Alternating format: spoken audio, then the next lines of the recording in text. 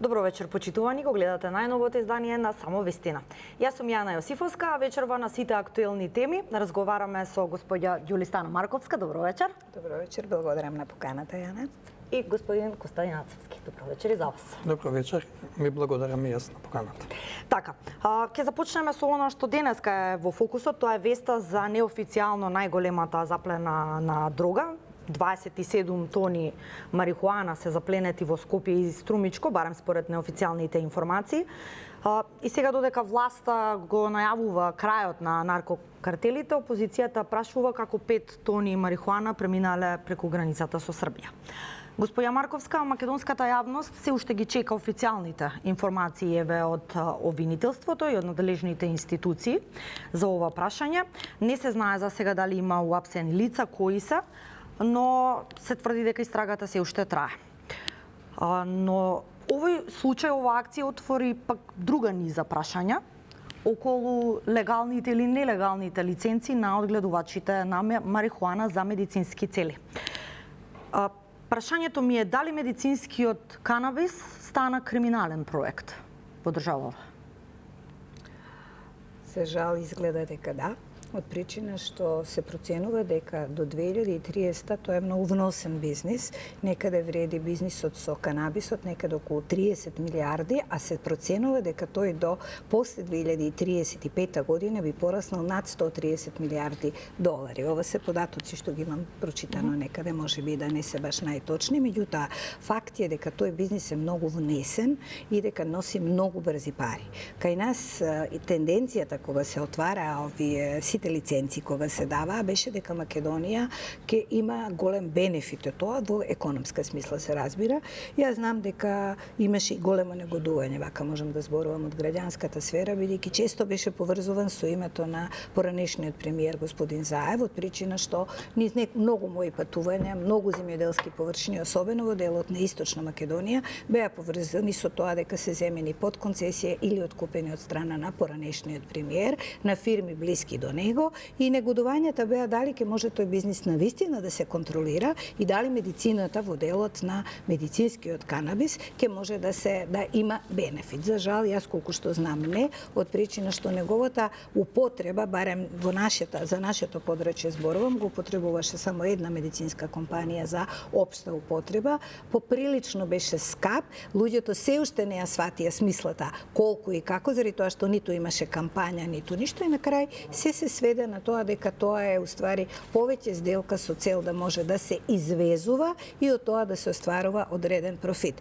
Меѓутоа, домашната математика и математиката на оние кои што увезуваат очигледно е многу различна, бидејќи кај нас можете да имате и да немате дозвола, може да ви биде фейк, меѓутоа стандардите на оние кои што ја увезуваат се многу повисоки од нашите и заради тоа верувам дека добар дел од тој канабис е години поред таложен со цел да се сочека цена која што би одговарала на пазарот или пак истиот да може да биде прошверцуван по други канали со цел да се најде за жал и на улиците.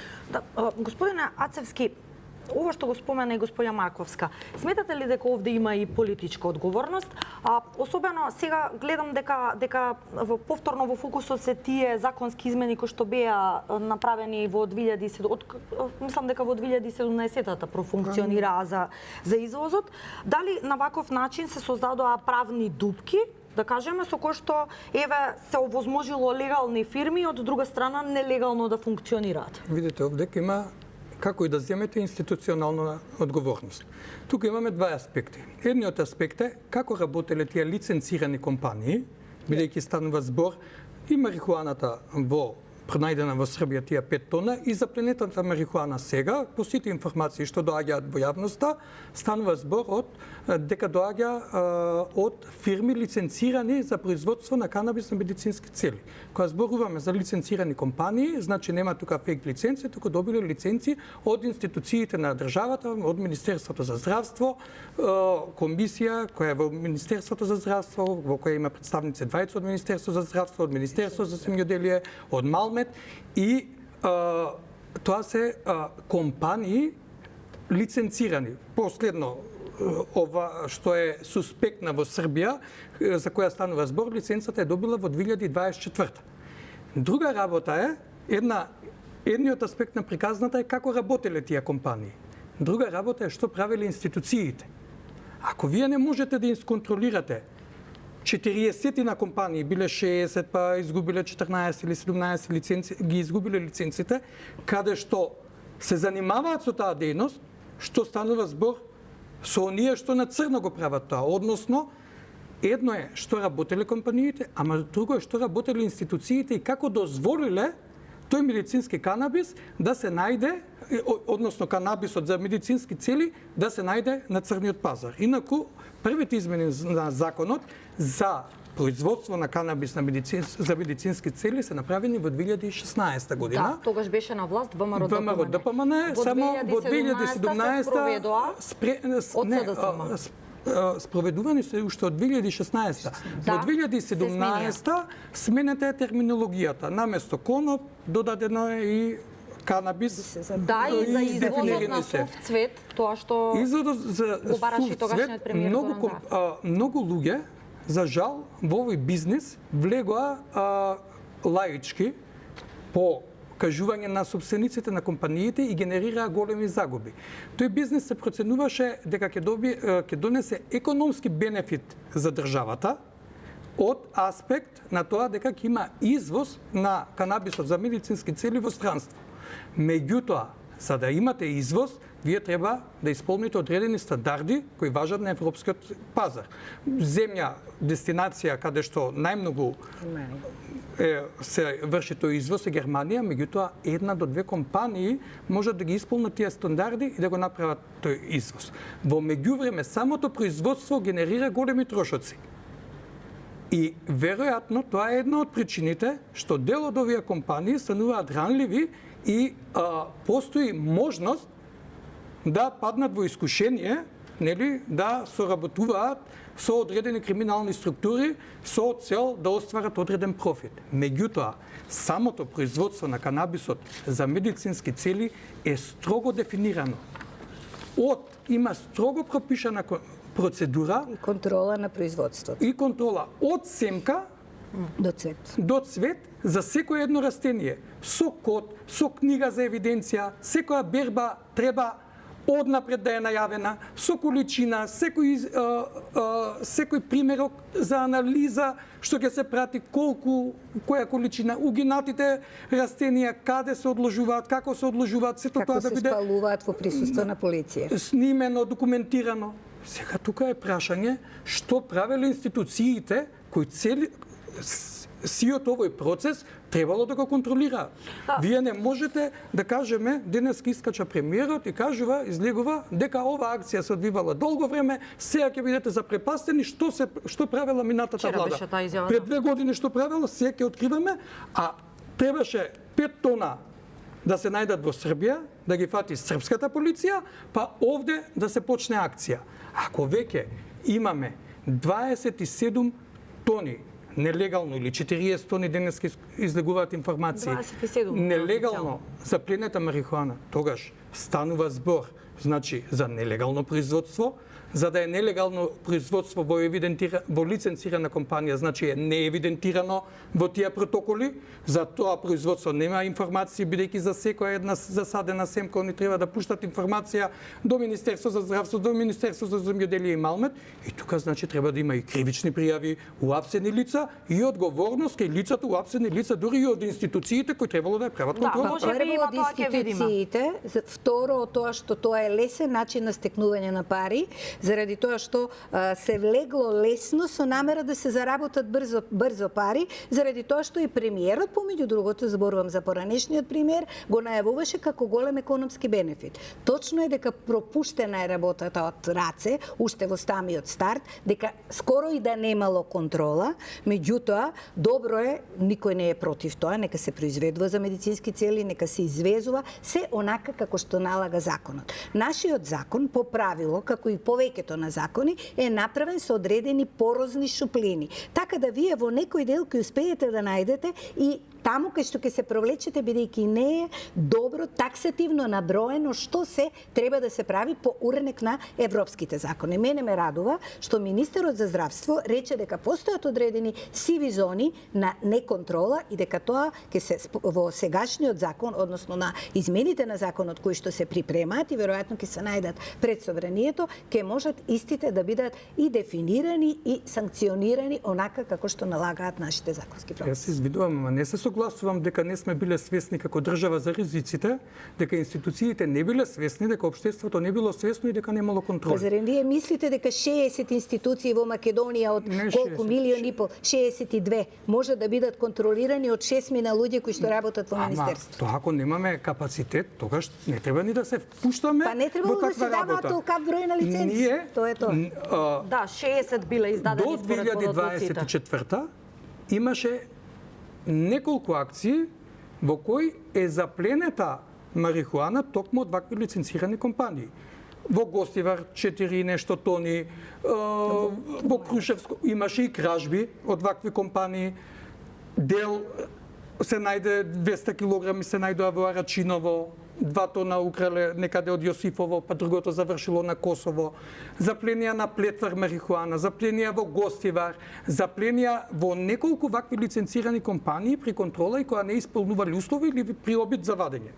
Дел може се провлекло. Меѓутоа, не ги осудувам сите, да не бидам погрешно разбран. Може да збориме за неконтрола или одредени сиви зони за мали количини. Ама за 5 тони во Србија, извадени од фирма, поминати низ територијата на Македонија, поминати преку границите, завршени во Србија, или за спорни 27 тона, 40 тони, при тоа 2 години никаква акција, не сме чуле, никаква контрола, тогаш јас се плашам дека станува за намерен пропуст, односно, може би и за организирани структури, каде што институциите помагаат. Мацевски, тоа важи и за предходната власт и за сегашната власт. Со оглед и кога беше СДСМ на власт и со тоа сега што кога е во општеството беше гласно во предходната власт на секоја таква заплена.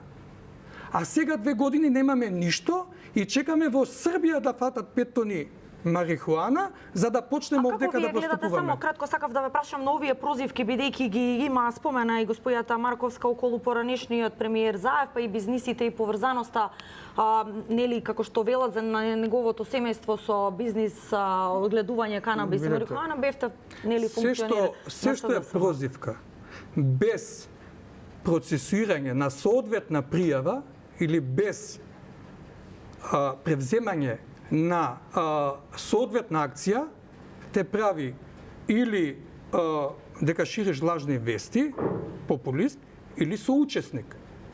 Соучесник никако не може. Ако знаете нешто, а не превземате, ако сме свесни за ризиците, јас сум, бидејќи, како што кажува почитуваната соговорничка, очигледно немаме капацитет за контрола, тогаш не е лошо да се размисли за брзи измени на законот и да се забрани производството на канабис во медицински цели. Не мора да се забрани. Меѓутоа, сите оние што требало да ја спроведат контролата, сега да си одговарат. Да си одговарат, да не се доведеме во состојба на ексклузивитет, колку ние можеме да исконтролираме, само 4, па кои 4.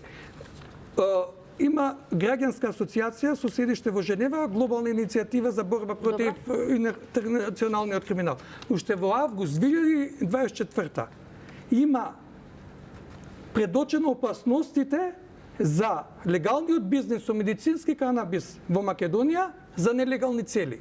И точно се наведени ризиците. И колку заплени имало, и кои се ризиците, и кои контроли треба да ги има. И сега не може ние да кажеме дека не сме биле свесни. Ако не можеме да исконтролираме 40 субјекти, тука се Министерство за здравство, Министерство за внатрешни, Агенција за национална безбедност, каде што знаеме, каде што ни предочуваат од меѓународни организации дека има потенцијална опасност и ние 40 локации кај што знаеме дека се произведува канабис, за медицински цели, знаеме по кои правила треба, кои контроли да ги има, се е пропишано. Таму ако не можеме да исконтролираме, па како ќе ги исконтролираме транспортите од Албанија, што одат, бидејќи Македонија се посочува како транзит зона за Балканскиот регион, или оние што произведуваат на црно. Добро, сега, Чаре, денеска Павле Трајанов од Демократски сојуз имаше еден предлог, ова што го споменавте, за законски измени, за да се смени фактички за итна забрана на производството на марихуана за медицински цели. Сега, прашањето ми е, дали според вас треба целосно да се забрани, или може би сепак треба да се воведе само построга контрола? Ако од друга страна се има предвид лековитите својства и она што се користи за лекување, затоа го нарекуваме во медицински цели, од преработката на канабисот, бидејќи знам и такви луѓе на кои што им помогнал во одредени тешки болести. Значи, апсолутно не сум за комплетна забрана. Сметам дека бројот на тие лиценцирани фирми за македонското подречје, македонскиот пазар, па ако сакате и македонската држава, 60 е премногу. Тој веројатно условите за издавање на такви лиценцирања, кои што би биле со новиот закон, треба да бидат поригорозни. На крајот на криштата не треба да измислуваме топла вода, постојат специјални институции за тоа, кои што се бават со оваа работа, едноставно треба да ги пренесеме на македонското тло. И да не зборуваме за луѓе кои што во саксии си имаат марихуана и истите завршуваат за решетки заради тоа што ја користат за лечење на тешки болести, кои што имаат, макар, како што рековте, бенефит кој што делумно е утврден, делумно не е утврден, меѓутоа сепак, бидејќи се работи за голем бизнис, тука треба да имаме и голема контрола. Се согласувам во делот во кој што дека тоа не можеле да го прават самите луѓе заради тоа што биле во загуба, па сега нивните производи завршувале на црниот пазар. Не постои голем, огромен криминал во кој што не учествуваат органите на власта, било чија власт.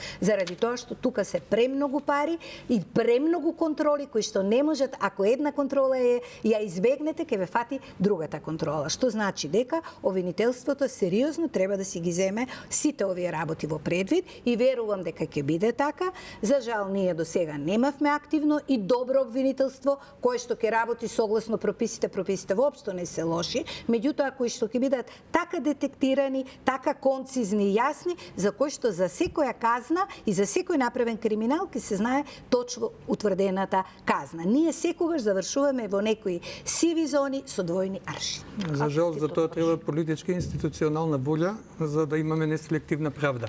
Сега треба тука да разграничиме. Едно е да зборуваме за користење на канабис за медицински цели.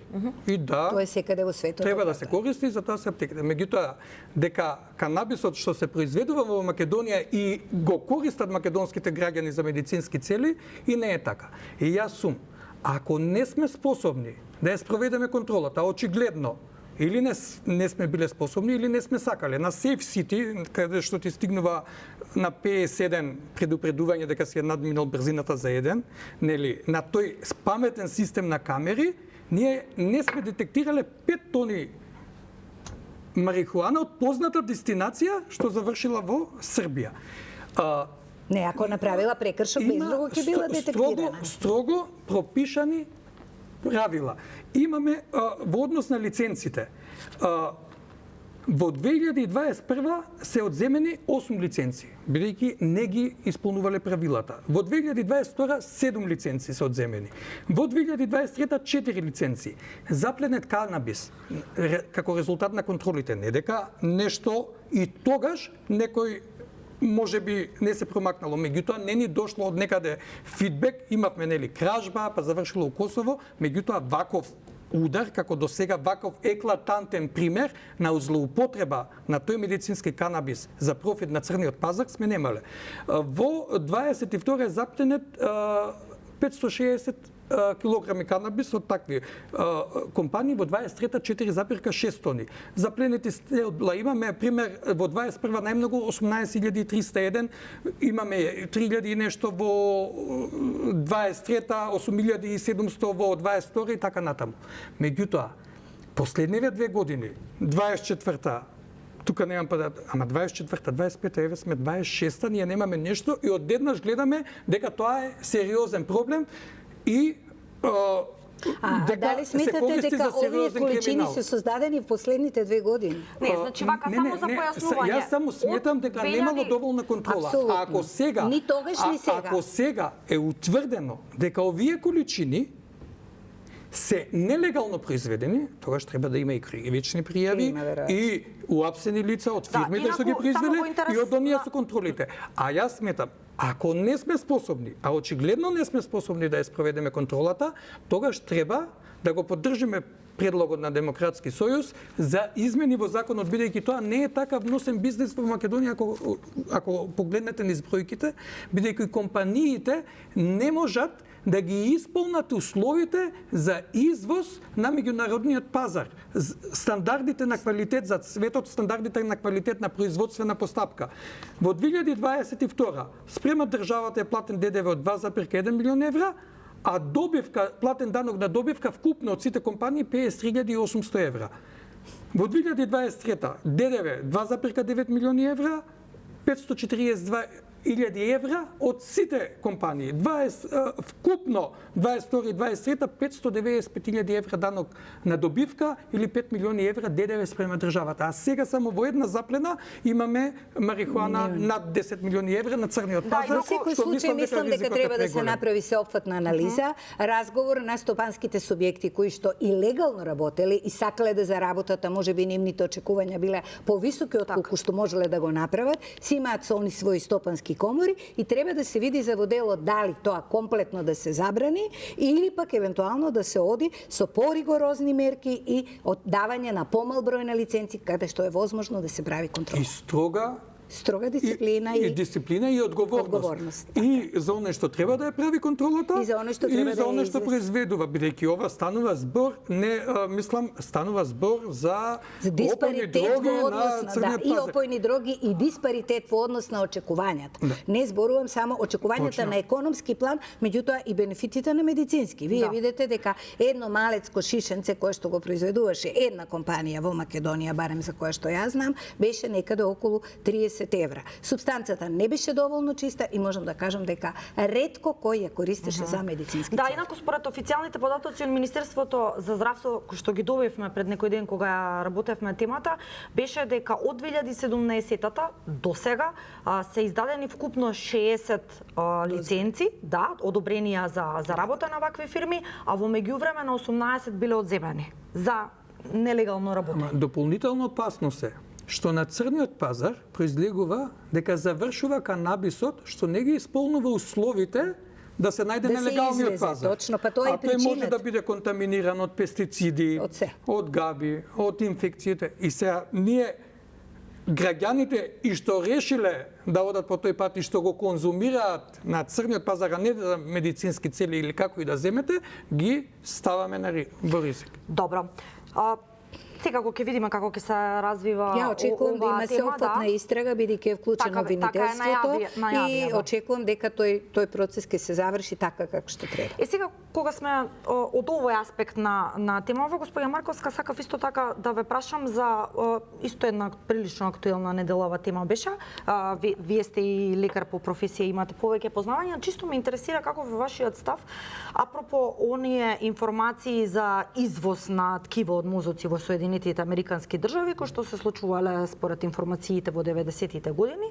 Јавното обвинителство оформи предмет, се разбира поврзано со овој случај за транспорт на мозочни ткива, така, од починати лица, нели, на Универзитетот во Колумбија, од двајца македонски доктори. Сега ќе се проверува дали биле почитувани законските процедури, дали има некакви елементи на кривично дело. Професорот Росоклија за Канал 5 објасни дека се е законски, дека имало дозвола, но некако гледам дека јавноста се уште има дилеми и околу моралниот аспект и околу законскиот аспект. Како вие гледате на целиот овој случај? Прво да кажем дека немам информации. Второ, за кога се работи за соработка со угледни универзитети од типот на Колумбија универзитет, апсолутно таа за Македонија значи една голема референција, особено за клиничкиот центар на Македонија и конкретно медицинскиот факултет на Скопје, клинички центар Мајка Тереса.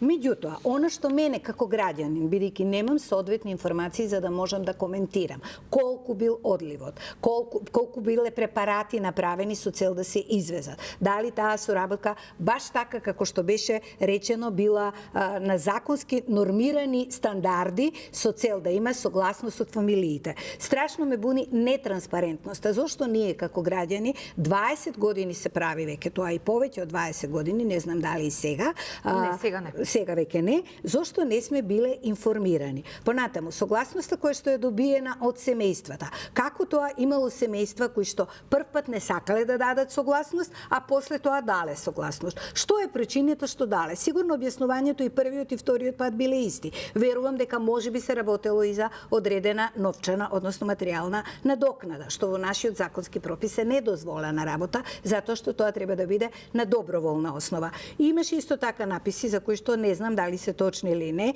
дека имало новинари кои што сакале да пишуваат на таа тема и тоа во незината афирмативна смисла, во смисла на еден универзитет од типот на Македонија, медицински факултет, соработува со еден така значаен универзитет. Јас не се сомневам дека универзитетот во Колумбија не направил никаква грешка, затоа што тоа таму е невозможна мисија. Меѓутоа, дали кај нас било тоа токму така како што се објаснува, впрочем, добро е што отвори факултет, односно обвинителството отвори предмет.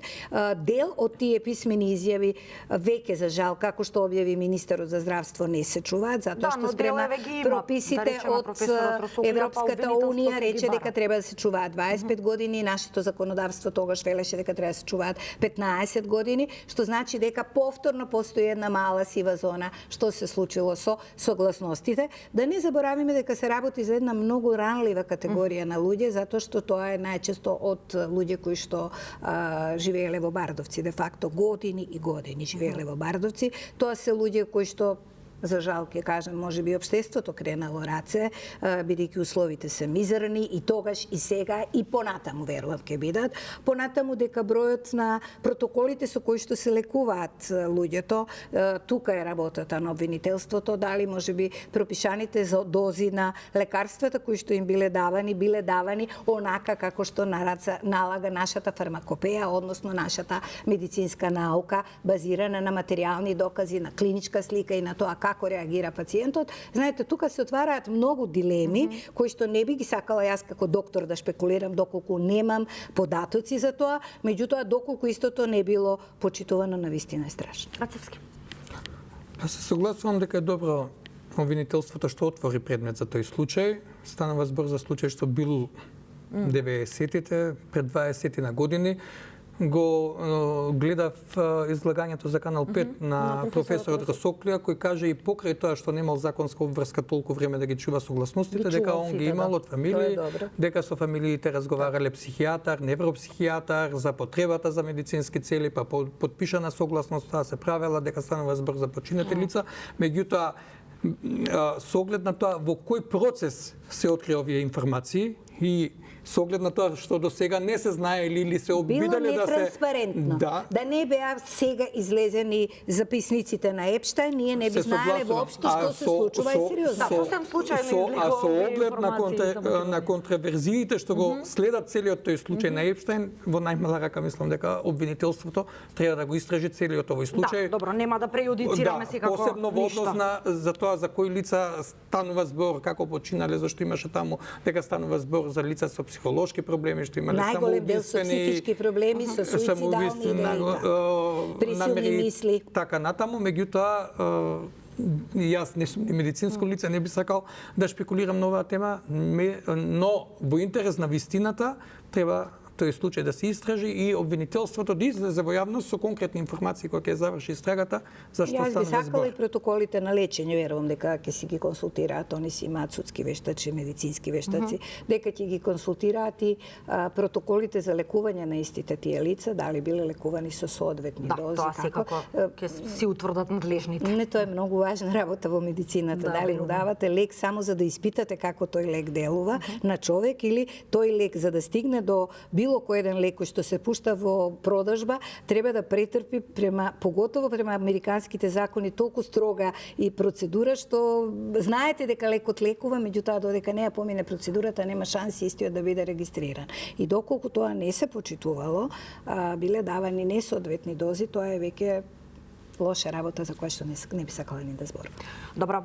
Сега, друга тема која што отвара дилеми се уште во јавноста, иако целта барем според МВР секако и надлежните е да се зголеми безбедноста во сообраќајот, но гледам се уште многу реакции има околу проектот Безбеден град. Ацевски, целта е нели хуман аспект, заштита на животот на граѓаните и секако да се воведе ред во сообраќајниот хаос, особено еве во главниот град и во уште неколку други градови. Како вие гледате, дали беше неопходен, бидејќи де факто и СДСМ и опозицијата не ги поддржаат тие потребни законски измени за законот за прекршоци, имаат некои дилеми од аспект, особено за висината на казните, кој ќе ги контролира сите тие податоци од граѓаните, се плашат од злоупотреби. Ваш став?